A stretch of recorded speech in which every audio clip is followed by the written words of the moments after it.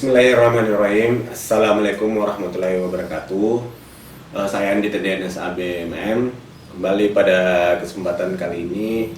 Di video ini saya akan membawakan materi pada bab 8 tentang menganalisis pasar bisnis.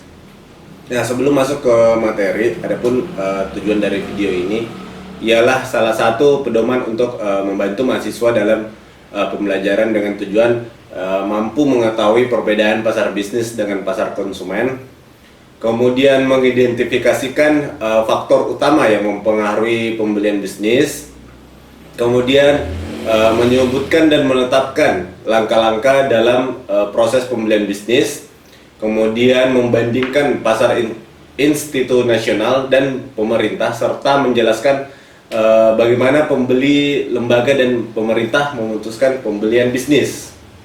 Nah, kita masuk pengertian pasar bisnis. Di mata kuliah sebelumnya mungkin kalian sudah pernah dijelaskan pengertian pasar. Nah, di ilmu ekonomi singkatnya pasar yaitu tempat bertemunya penjual dan pembeli, di mana akan terjadi interaksi permintaan dan penawaran antara si penjual dan pembeli, hingga mereka melakukan transaksi antar keduanya. Sedangkan bisnis dalam ilmu ekonomi yaitu suatu organisasi yang menjual barang atau jasa kepada konsumen atau bisnis lainnya untuk mendapatkan laba. Dari sini berarti pasar bisnis itu tempat pertemuan antar organisasi dengan organisasi lainnya yang bertujuan ingin melakukan suatu permintaan atau penawaran hingga terjadi suatu transaksi dengan tujuan setelah transaksi tersebut mereka ingin mendapatkan laba atau keuntungan kembali. Mungkin juga biasa kalian dengar B2B atau business to business. Nah, dari sini mungkin kalian sudah mempunyai gambaran pasar bisnis itu seperti apa. Sedangkan dari modul yang telah diberikan oleh kampus, di situ ada penjelasan bahwa pasar bisnis atau business market ialah semua organisasi yang membeli barang dan jasa untuk dipergunakan dalam memproduksi produk dengan tujuan dijual lagi atau disewakan kepada pihak lain dengan mengambil keuntungan. Nah, sedangkan dari perilaku pembelian bisnis sendiri itu mengacu pada pembelian organisasi atau perusahaan yang membeli barang atau jasa untuk digunakan dalam produksi atau diolah suatu produk atau jasa lain yang dijual atau juga disewakan atau dipasok kepada pihak lain. Sedangkan proses pembelian bisnis itu suatu proses pengambilan keputusan dengan dimana pembeli bisnis menetapkan kebutuhan akan produk dan jasa yang dibeli dan mengidentifikasikan, kemudian mengevaluasi, serta memilih di antara merek-merek dan pemasok alternatif. Nah, sedangkan kalau pasar konsumen bagaimana? Nah, pasar konsumen adalah semua individu dan rumah tangga yang membeli atau mendapatkan barang dan jasa untuk konsumsi pribadi.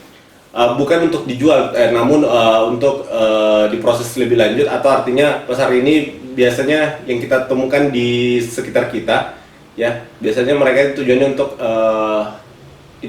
untuk kepribadian sendiri, ya, untuk pribadi, konsumsi pribadi masing-masing. Nah, itu perilakunya. Sedangkan perilaku pembelian dipengaruhi oleh faktor-faktor seperti budaya, sosial, pribadi, dan psikologis. Kemudian kembali lagi di pasar bisnis itu melibatkan jumlah transaksi yang jauh lebih banyak daripada pasar konsumen.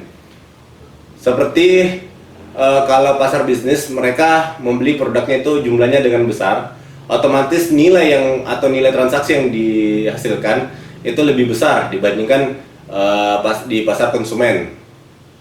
Ya. Kemudian masuk pada karakteristik pasar bisnis. Nah, di sini ada beberapa karakteristik pasar bisnis yang sangat berbeda, ya, yang kita lihat sangat berbeda dengan pasar konsumen. Yang pertama yaitu pembelinya lebih sedikit. Nah, artinya pemasar bisnis menangani jauh lebih sedikit pembeli daripada yang dilakukan pemasar konsumen. Nah, seperti yang tadi saya jelaskan, di sini karakteristiknya bilang kalau pembelian lebih besar. Ya, tadi kuantiti, ya. Seperti kuantiti, seperti yang dijelaskan tadi, di pasar bisnis terjadi pembelian yang jumlah besar atau kuantiti yang banyak daripada pasar konsumen. Kemudian ada hubungan pemasok pelanggan erat. Nah, karena jumlah pelanggannya yang lebih sedikit dibandingkan pasar konsumen dan tingkat kepentingan serta kekuatan pelanggan pada pasar bisnis itu lebih besar. Sering terjadi pembeli itu menuntut penjual supaya merubah praktik dan kinerja mereka untuk lebih baik. Kemudian para pembeli terkonsentrasi pada geografisnya. Ya, karena ini sifatnya B2B, makanya konsentrasi pada geografis produsen itu penting juga agar mampu meminimalisir biaya transportasi, karena biaya tersebut adalah masuk bagian dari biaya produksi, nanti akan mempengaruhi harga jual produk tersebut. Ya, jadi kalau semakin tinggi biaya produksi maka harga jual pasti akan semakin naik juga. Makanya geografis adalah sebagai salah satu hal penting dari karakteristik pasar bisnis tersebut. Kemudian ada permintaan turunan. Permintaan turunan atas barang bisnis benar-benar berasal dari permintaan atas barang konsumsi. Di sini ada contohnya. Laporan majalah purchasing menunjukkan bahwa perusahaan otomotif yang termasuk dalam kelompok 3 besar di Detroit mendorong ledakan permintaan atas produk baja batangan. Nah, banyak dari permintaan tersebut merupakan turunan dari kecintaan konsumen yang terus berlanjut atas minivan, atau biasa mungkin kalian tahunya itu MPV, mobil-mobil MPV ya, dan truk ringan lainnya yang mengkonsumsi baja jauh lebih banyak daripada jenis mobil lainnya. Kemudian ada juga permintaannya tidak elastis. Tidak elastis yaitu tidak begitu dipengaruhi oleh perubahan harga.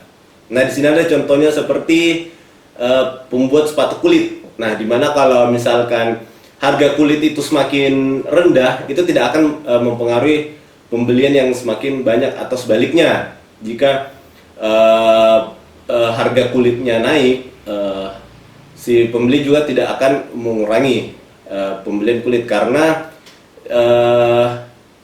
di sini tidak elastis itu karena produsen tidak dapat merubah secara cepat metode produksi mereka. Kemudian ada permintaan berfluktuasi. Nah, permintaan atas barang dan jasa bisnis cenderung lebih mudah berubah-ubah dibandingkan dengan permintaan atas barang dan jasa konsumsi. Nah, persentase tertentu peningkatan permintaan yang jauh lebih besar atas pabrik dan peralatan yang diperlukan untuk memproduksi output tambahan. Ekonomi menyebut dampak itu sebagai dampak percepatan. Yaitu percepatan maksudnya yaitu gagasan bahwa perubahan kecil dalam permintaan dapat menghasilkan perubahan besar dalam output. Kemudian ada karakteristik pembelian profesional. Nah, barang bisnis dibeli oleh agen pembelian yang terlatih. Nah, maksudnya yang terlatih yang harus mengikuti kebijakan, batasan, dan persyaratan pembelian dari organisasi atau perusahaan. Contohnya, adanya permintaan harga atas produk yang akan dipesan menggunakan proposal dan kontrak kerjasama atau kontrak pembelian. Hal yang kayak begini tuh tidak ada di pasar konsumen. Kemudian beberapa pengaruh pembelian umumnya semakin banyak orang yang mempengaruhi keputusan pembelian bisnis. Para pemasar bisnis harus mengirimkan wiraniaga dan bahkan tim penjualan yang terlatih untuk menangani para pembeli yang terlatih. Karena di sini biasa jadi faktor-faktor lain yang mampu mempengaruhi keputusan pembelian dalam organisasi. Mungkin seperti karena di dalamnya itu ada manajemen yang senior, jadi ingin keinginan itu maunya di produsen tersebut atau produsen lain kayak gitu ya. Makanya harus penjualannya harus terlatih. Kemudian ada kunjungan penjualan ganda. Nah, karena semakin banyak orang yang terlibat dalam proses penjualan, diperlukan kunjungan penjualan ganda untuk memenangkan kebanyakan pesanan bisnis ya. Ya, berganda maksudnya ya dalam artian di sini pesanannya kan pasti otomatis banyak ya. Dan sehingga si penjual ini harus selalu melakukan kunjungan untuk selalu memantau agar terjalin hubungan ya. Jadi produknya selalu dipantau oleh penjual, jangan sampai tidak sesuai spek dan lain-lain. Pembelian langsung. Nah, para pembeli bisnis sering membeli langsung dari produsen dan bukan melalui perantara. Ya, ini mempengaruhi terhadap harga jual nantinya, karena semakin besar harga produksi maka semakin besar juga harga jual ya. Seperti tadi yang saya jelaskan, makanya melakukan pembelian langsung tanpa melalui perantara. Nah, kemudian ada imbal balik. Para pembeli bisnis sering memilih pemasok juga membeli dari mereka ya. Contohnya itu seperti pabrik kertas membeli bahan kimia dari perusahaan kimia yang membeli kertasnya dalam jumlah besar. Ya, karena ini B2B ya, jadi selalu ada unsur-unsur keuntungan, saling menguntungkan. Kemudian ada sewa guna atau leasing. Banyak pembeli industri menyewa guna usaha dan bukannya membeli peralatan berat seperti mesin dan truk. Penerima sewa guna mendapatkan sejumlah keuntungan, yaitu menghemat modal, mendapatkan produk terbaru dari penjual, mendapatkan layanan yang lebih baik, dan mendapatkan penghasilan bersih yang lebih besar, dan kesempatan untuk menjual kepada para pelanggan yang tidak mampu membeli tunai. Oke, kita masuk ke peserta dalam pembelian bisnis. Nah, di sini dalam pasar bisnis siapa saja peserta dalam pembelian bisnis? Karena ini adalah transaksi antar organisasi, sehingga banyak yang terlibat di dalamnya. Ya, kita tahu sendiri, setiap keputusan suatu organisasi atau perusahaan itu didasarkan atas sebuah perundingan yang telah dilakukan oleh organisasi, yang dimana di dalam organisasi itu banyak pihak-pihak di dalamnya ya, sehingga terjadi muncullah suatu keputusan. Nah, dari materi ini ada 7 peran dalam proses keputusan pembelian bisnis. Masing-masing pihak mempunyai peranan berbeda-beda. Yang pertama, pencetus. Pencetus itu mereka yang meminta untuk membeli sesuatu yang mereka butuhkan. Bisa saja merupakan pemakai atau pihak lain dalam organisasi. Kemudian ada user. Mereka yang memakai barang atau jasa tertentu. Dalam banyak kasus yang adalah biasanya mereka yang mengajukan proposal sebelum dan mengajukan proposal pembelian dan membantu menetapkan persyaratan produk. Kemudian ada pengambil keputusan. Nah, orang yang memutuskan persyaratan produk dan pemasok. Kemudian ada pemberi persetujuan. Di sini orang pemberi persetujuan itu orang yang mengotorisasi tindakan yang disusun oleh pengambilan keputusan atau pembeli. Kemudian ada buyers. Buyers itu orang yang memiliki wewenang formal untuk membeli, pemasok, dan penyusun syarat pembelian. Nah, para buyers dapat membantu menyusun spesifikasi produk. Namun peran utama mereka adalah memilih pemasok dan bernegosiasi. Kemudian ada juga penjaga gerbang, yaitu orang-orang yang memiliki kekuasaan untuk menghalang penjual dan informasi sehingga tidak dapat menjangkau anggota pusat pembelian seperti agen, penerima tamu, atau juga mungkin sekretaris ya, untuk menghalangi wiraniaga untuk menghubungi pemakai dan pengambilan keputusan. Kemudian kita masuk ke pengaruh utama yang mempengaruhi pembeli bisnis. Nah, ada beberapa pengaruh ya dalam mempengaruhi pembeli bisnis, yaitu pertama, faktor lingkungan. Lingkungan ini merupakan faktor yang penting yang harus diperhatikan oleh pemasar bagi khususnya pasar bisnis, seperti kondisi ekonomi, situasi politik, perkembangan teknologi, perkembangan hukum, persaingan yang akan mempengaruhi pembelian bisnis, krisis ekonomi. Nah, krisis ekonomi yang kita tahu sekarang yang melanda dunia seperti saat ini, pengaruh penurunannya permintaan berbagai barang industri sehingga bisa menyulitkan pemasaran produk produksi. Kemudian ada organisasi, ya, pengaruh dari organisasi. Nah, faktor organisasi sebagai basis pembelian dalam pasar bisnis. Nah, kalau di materi ini dijelaskan setiap organisasi memiliki tujuan, kebijakan, prosedur, struktur organisasi, dan sistem yang spesifik. Dan pemasaran bisnis harus memahami faktor-faktor ini dengan baik.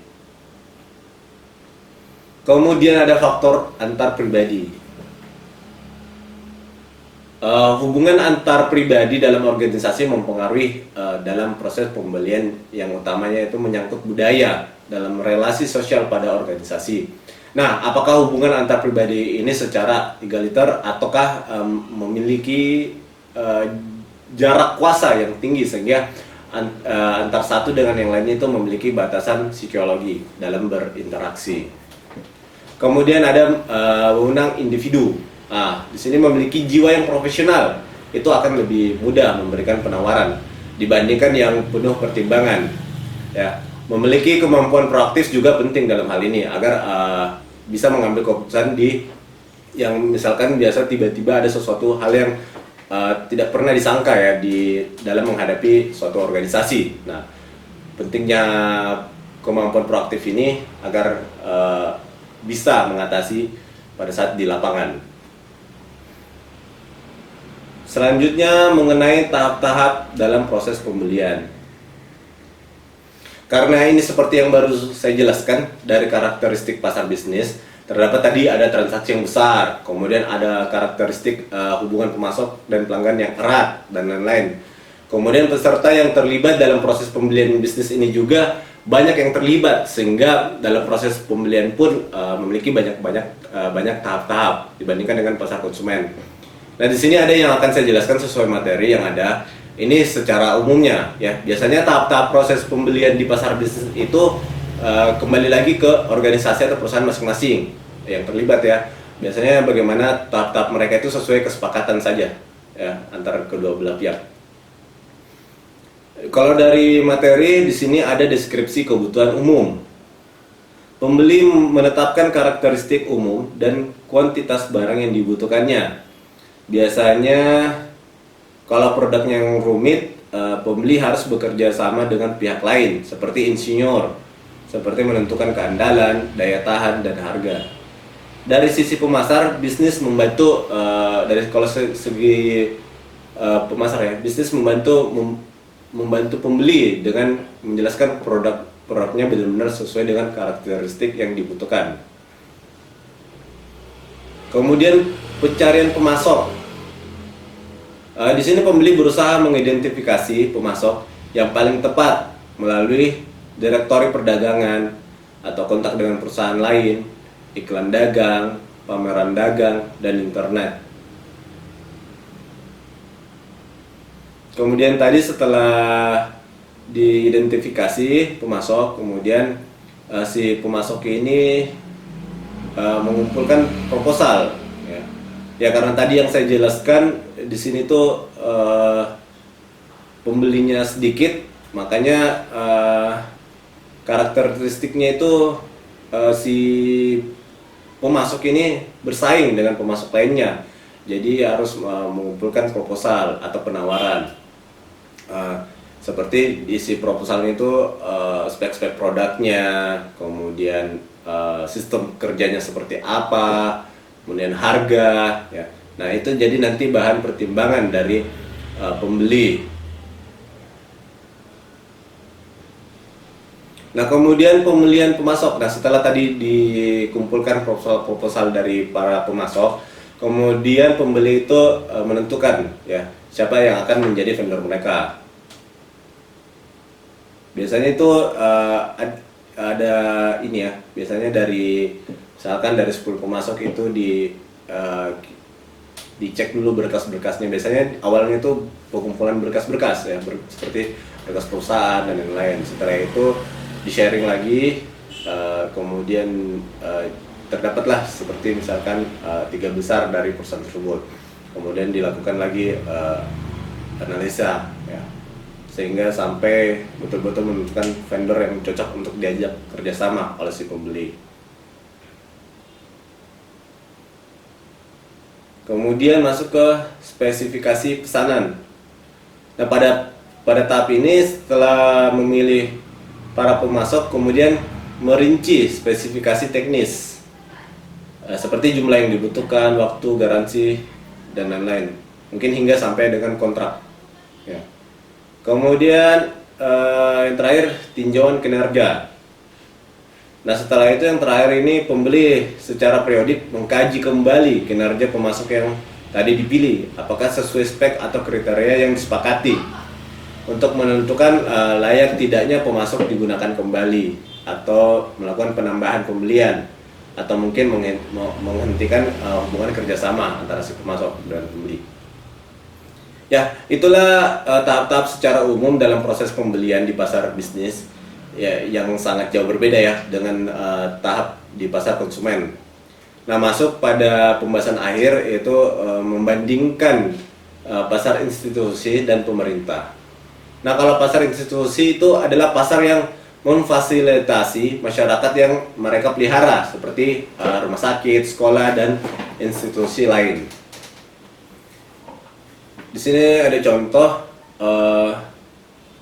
pasar institusi yang harus menyediakan barang dan jasa kepada orang-orang yang mereka urus.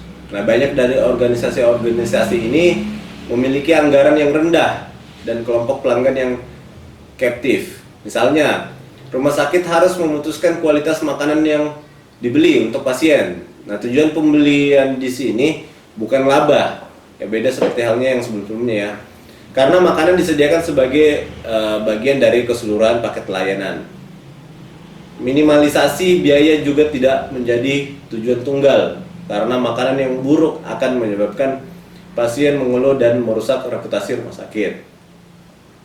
Sedangkan pasar pemerintah adalah pasar di mana terdapat lembaga-lembaga pemerintah seperti departemen, direktorat, kantor-kantor dinas, dan instansi lainnya. Nah, pembeli untuk organisasi pemerintah cenderung mengharuskan dilakukannya banyak pekerjaan administrasi dari vendor.